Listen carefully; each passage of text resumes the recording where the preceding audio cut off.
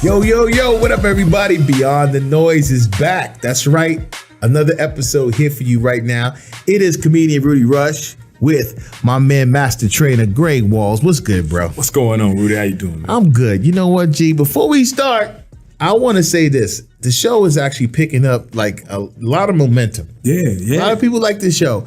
But, you know, there's this one young lady who actually hit us up on Instagram in the DMs. And, you know, sometimes people are so excited to write in that they leave some things out. So I want to clear this up because I got you right here. So basically, the young lady was like, I love this show. The cute one is my favorite. Period. She ain't saying no name. She ain't say Greg Wallace. She ain't say Rudy Rush. So I need to know right now who she was talking about. It was on the Beyond the Noise page, right? Oh, okay. So okay. True that. It wasn't on the Rudy Rush page. So basically, ladies and gentlemen, when you call in, the cute one is Greg. All right, I'm just the funny dude on the side. The funny one. Yeah. All right. So ladies, make sure you just clarify and put the name out there. But how you doing, bro? I'm good, man. I'm good. I'm just sliding through the day, man, trying to make sure everything keeps going the direction we need. Hey, listen, I would too if I was the cute one. Yeah. But I ain't. So basically, you know, we're here for another show. And, you know, one thing about this situation that we have, I got to tell everybody this. Greg and I, you know, we met through a mutual friend and, you know, we've just been kind of kicking it. And this is why we're here, just, you know, out of the fact that we really was vibing. But one thing I noticed about this dude, man, he is serious about his craft. He's serious about helping people. But I will say this, it's not one of those buts like, he be doing it. This dude is in love with football season. He gets lost. Like, you know, like during Sunday, don't text him. It's Saturday. Saturday, don't text him because it's college football. But at the same time, your love for football, man, it just, I haven't seen anyone as excited about football as you are. So just tell the people, not your history, because, you know, we know your history in football. You know, we know that you've actually tried out for some teams, played college football and all those different things and excelled at levels that we can't even imagine. But who's your favorite team? Why you like them and how they doing? Like, you know, are they doing well? Who's your team? I don't even know who your team is. Man, bro. you know what? My favorite team out of everybody is in TCU Horned Frogs, baby, them Purple People Eaters. But that's because I went to school there and we steady at the jumping on board. Well, that's understandable. That's your alma mater. You gotta like them. I'm talking about professional. Well, I don't have a favorite pro team, man. I like players. I like to watch the game. I like to see the intricacies of the game. So I try to sometimes, honestly, I watch it without a lot of commentary. So you didn't grow up as a kid liking a certain team? Because most people did. Like me, I like the Washington, which is called the Washington football team. But actually now, you know, like, you know, they used to be called something else, which we won't do on Beyond the Noise. But at the same time, and now that I live in Dallas, because I have some friends who actually used to play and currently play for the Cowboys, I mean, I actually become a quiet Cowboy fan because when things go well here in the city, everybody's being treated well. Yes. You ever notice that? I did. I mean, you get treated nicely. Yeah. So no teams growing up as a kid? Well, the Chargers, San Diego Chargers. I was a big fan of Junior Seau and them cats, even Rodney Williams when he was playing with the Chargers. Rodney Harrison. Rodney Harrison back in the day when they had Natron Means. Like, I was a big Chargers fan. And then the Ravens, huge Ravens fan because of their defense. But other than that, man, I like good. You just like football. Good players. Yeah. No, do you remember when my cousin he used to like Tampa Bay back in the day, and he was talking all this mess when they won the championship. But that was when they changed the helmets. Yeah. From that androgynous pirate.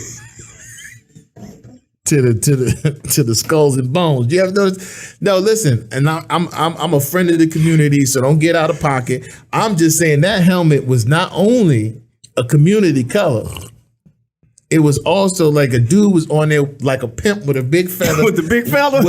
Instead of a rose, he had a knife in his mouth and he was looking like Prince. I was like, you ain't gonna win no football games trying to chase that down. You know, when they did change the helmet, everything changed for them. Everything the players changed and everything. They got 2 championships since they changed the helmet. Funny. Well, we're gonna have an episode where we talk about helmets. That had to been the most. The Patriots helmet. Back in the day. Okay, now that was a little scary because that was a big white dude on there, like a racist, like red coat dude. It was uncomfortable. As a black man, I just got to say that. All right, they changed their helmet. They got to win all kinds of championships. Hey, listen, y'all. It is Beyond the Noise. Greg Walls, Rudy Rush. Let's get down to business. And business for us is we having a good time. We want everybody to share in this moment, but we also want to educate.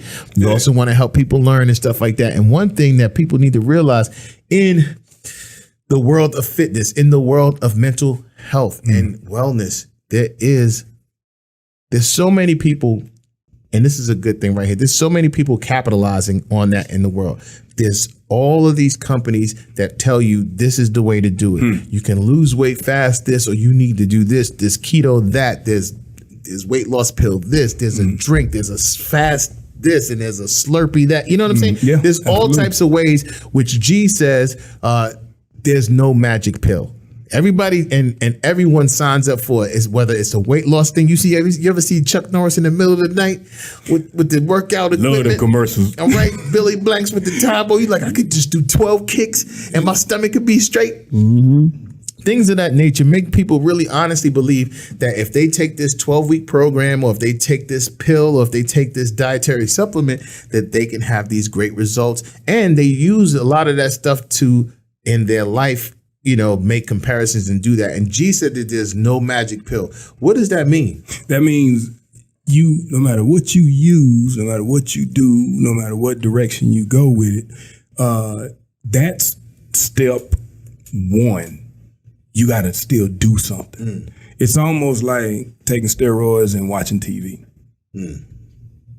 You just eliminated the use of the steroid. Yeah, now I know that's fat muscle. That's a heavy use. I mean, that's a heavy example, but that's the truth. Like if you're going to use something to enhance or to cut down or to take away, that is based in your other habits. Like, it's not like you can take something to curb your appetite and then eat a pizza.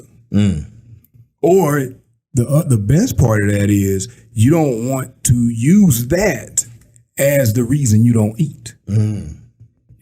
Let's curb your cravings so you can make better decisions. Make the habit. Exactly. Learn how to not eat on your own, as opposed to using a pill. Because there are some pills, and I'm guilty of it too. I used to use a pill that kept me unhungry for hours, and it really helped with me losing weight.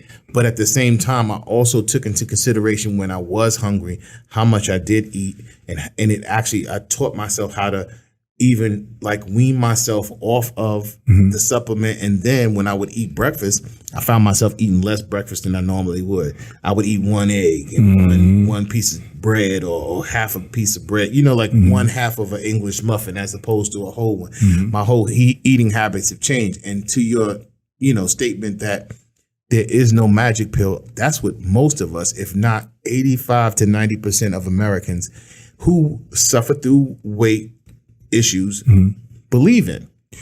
Yeah, and part of it is because we think that as quick as we start is as quick as you'll get the results, and as quick as you stop, the results end. Well, that's true. So why do something that you can't be consistent with?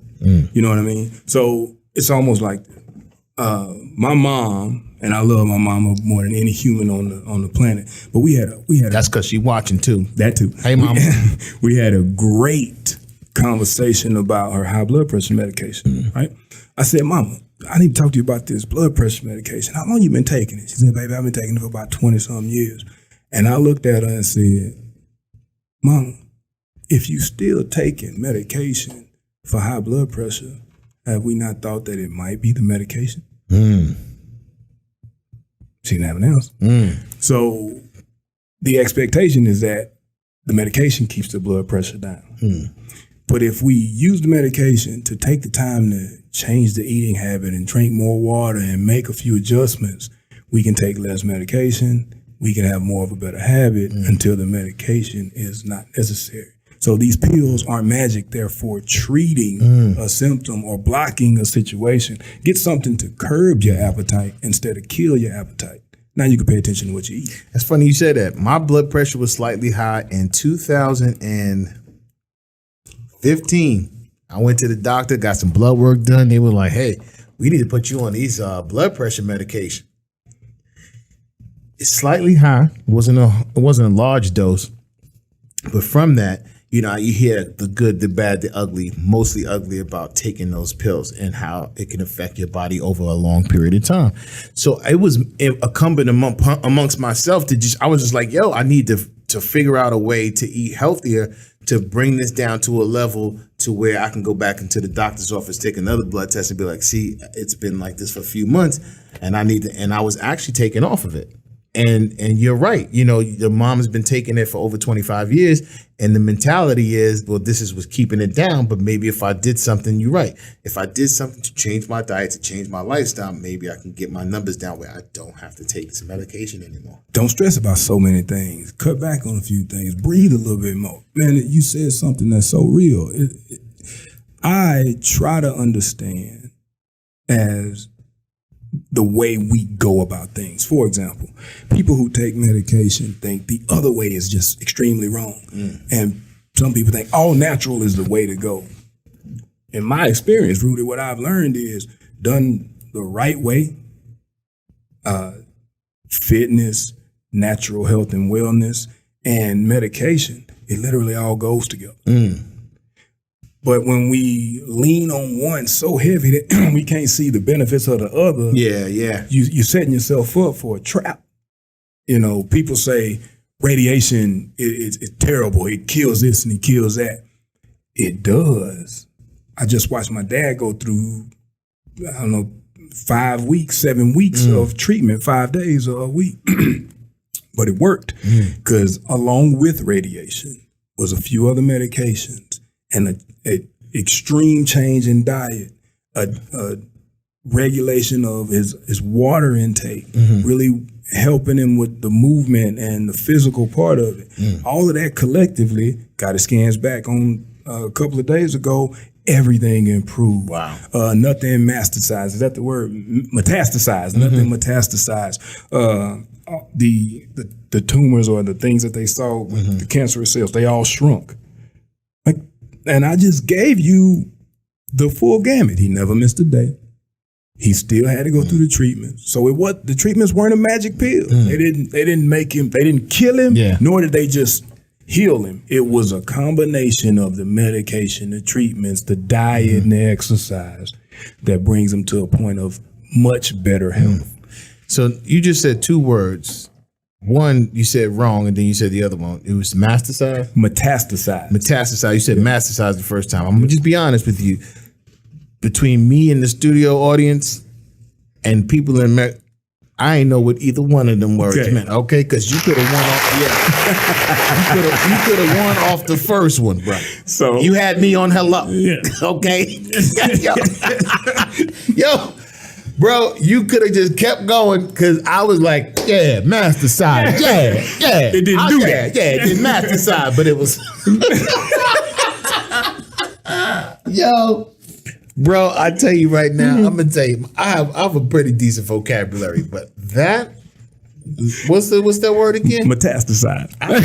And that means they didn't grow or they didn't move. You know what I'm saying, ladies?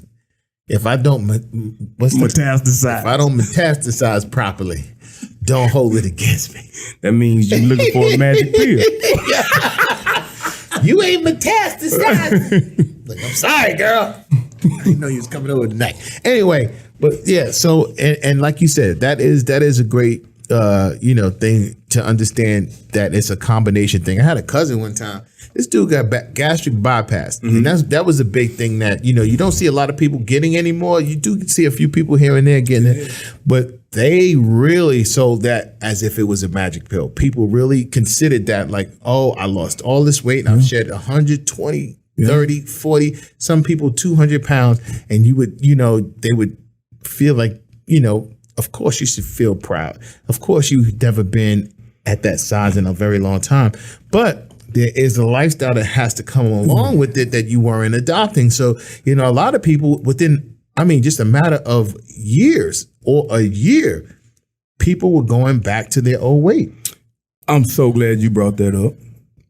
Now, that surgery has gotten better over the last, I would say, 15, 20 years. And I know I have some personal experience with people that I know personally.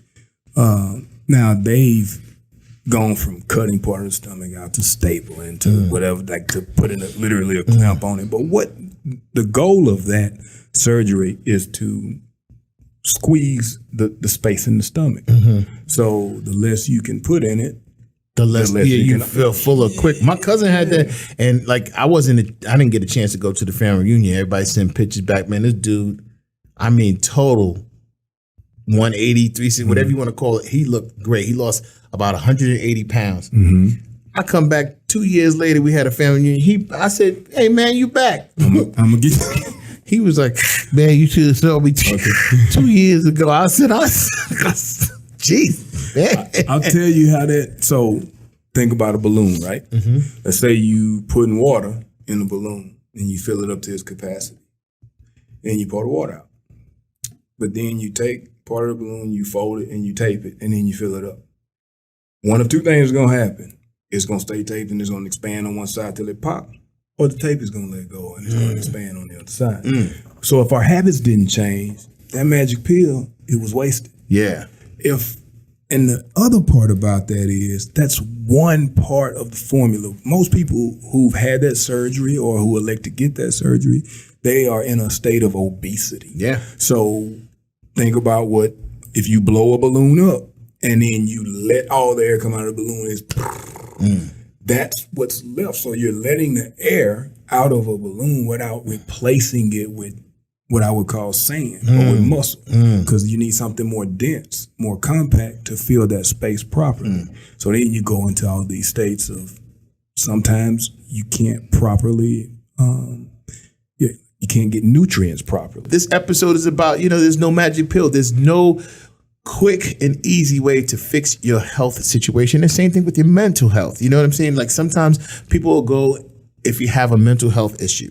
And when I say mental health, there's so many levels to it. Sometimes it could be some traumatic stuff that happened as a kid. It doesn't necessarily mean that you special needs, but it could mean that. But at the same time, it doesn't mean go and sit with a therapist for 1 or 2 sessions. Some people may need almost a year or 2 or 10 years to actually flush so much hurt and just bad things. What's the metastasized lack of metastasizing? So many different things going on in your life. So sometimes people think that too. Like people send you to a therapist. You go to one session. You're like, I'm good. No, you're not. Yeah. It's not the one magic pill. It's a process. Absolutely. And so it goes on to so many different levels. Yeah. So part of that, in my opinion, and based on things that I've seen, is I know what physical activity and exercise does for you. I know about oxygen and endorphin releasing and stress level releasing and the ability to deal with and deal in certain things. Learning to breathe, like lifting, strength training, cardio helps you learn to take in oxygen, and then at that moment you become more clear, more alert, more understanding of different situations. I think that's super important. The second part is it's so important that we understand that these pills, these 8, 10, 12, 30-day situations, the empty the bottle and come back if you need it again, that's one step. That's how you start treatment before you start fixing it. It's like the anesthesia before they do surgery. Like if we took that approach, it gives us a chance. Let me ask you a question, because we can use this. we can use this outside of diet or health or fitness or whatever. So you have a real moniker of success. For y'all who don't know, ladies and gentlemen, this man has been on the Dave Chappelle show. He's hosted Showtime at the Apollo.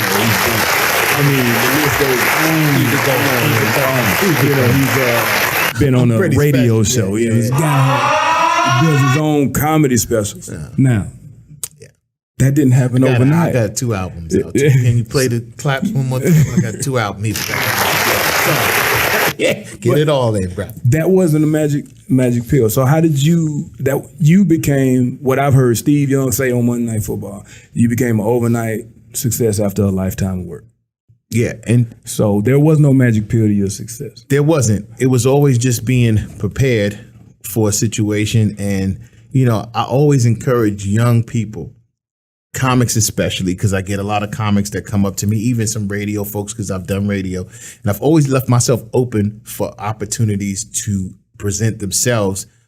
And it's something as small as getting a job. Like, you know, I had a family member, or I would say a close friend, I don't want to put them on blast, that wanted to be an engineer, work in the studio, work on music, all these different things.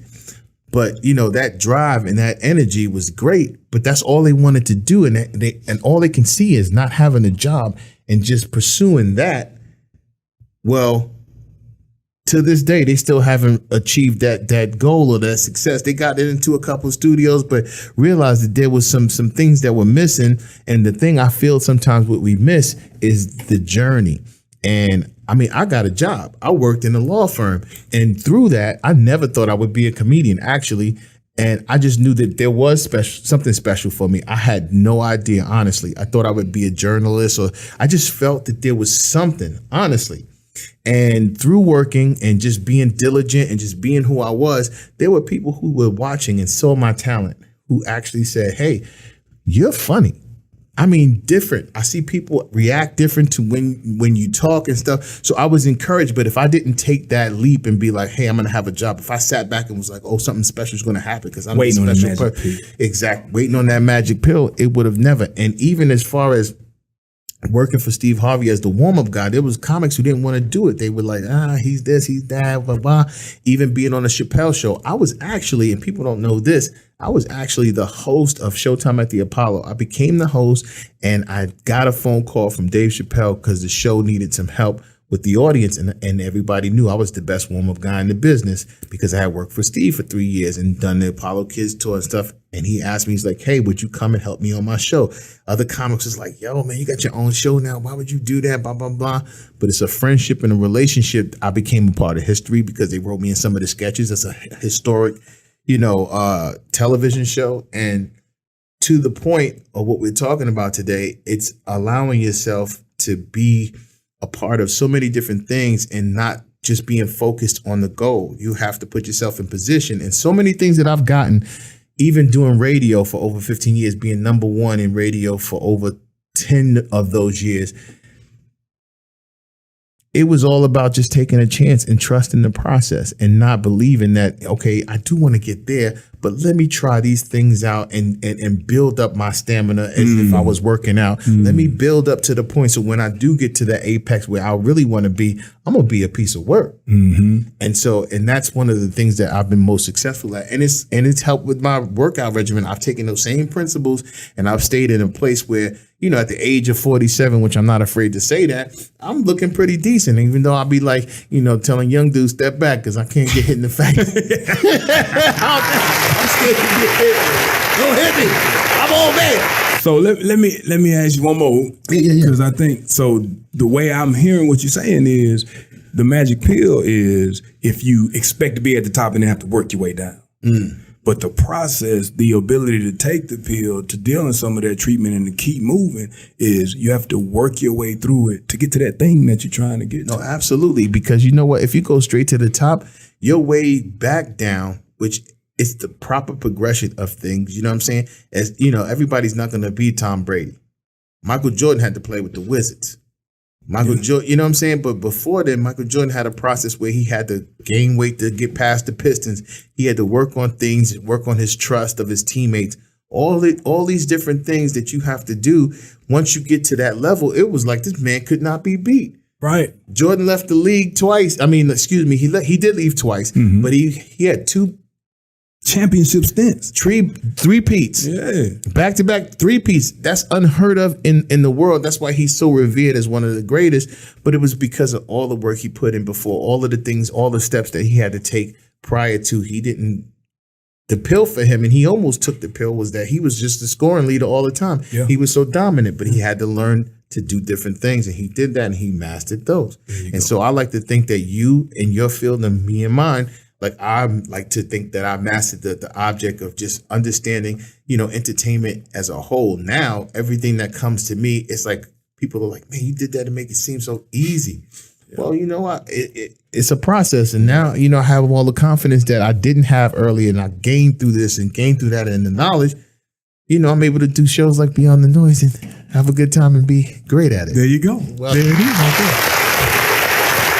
Okay. So, in closing, but really, big talk on that pill situation. I really like this episode because it does apply to so many different people and so many different aspects of life. So if there's anything you want to say in closing about, how people can really not focus on that magic pill, what can you say to them, Chief? Man, a couple of things.